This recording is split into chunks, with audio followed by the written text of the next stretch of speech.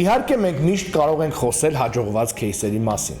բայց անձամբ ես շատ կարևորում եմ խոսել եւ բարձրաձայնել ձախողումների, այսպես ասած, ֆեյլերի մասին։ Նախ, եթե ամեն մեկը չամաչի ու խոսի իր ձախողումների մասին, շատ սկսնակներ կլսեն եւ ուղղակի կշրջանցեն այն բոլոր սխալները, որոնք մենք ենք արել։ Մի շրջան կար, որ պրոյեկտները շատ էին գալիս, մանավանդ SMM-ի տեխնիկական հատվածի, ավելի կոնկրետ թարգեթինգի մասով։ Դե այնպես էր ստացվում, որ հաջողում էի շատ ոլորտներում ու սարաֆանի ռադիոյի օրինակով մեկը մյուսին խորհուրդ էր տալիս ինձ որպես մասնագետ։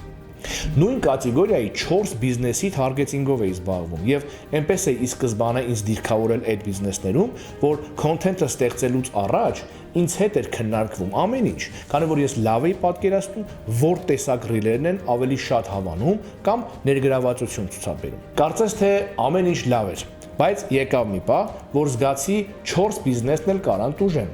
որովհետեւ ես չէի կարողանում բավարար ժամանակ տրամադրել 4-ին էլ։ Եվ հասկացա, որ պետք է ուղղակի հրաժարվել որոշներից եւ կենտրոնանալ մեկի կամ մաքսիմում 2-ի վրա։ Բանն այն է, որ թարգեթինգի մասնագետը պետք է ամեն օր հետևի իր բոլոր կեմփեյներին, հաճախակի թեստավորումներ անի, փորձի հնարավորինս քիչ բյուջեով մեծ արդյունքներ ապահովի եւ այլն։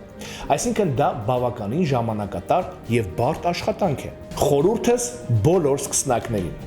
Մանավանդ եթե սկսում են ձեզ շատ վստահել ու շատ պրոյեկտներ տալ, մի ոգևորվեք եւ մի վերցրեք միանգամից այդքան շատ պրոյեկտ, որովհետեւ ուղղակի չեք կարող այդքանի տակից դուրս գալ։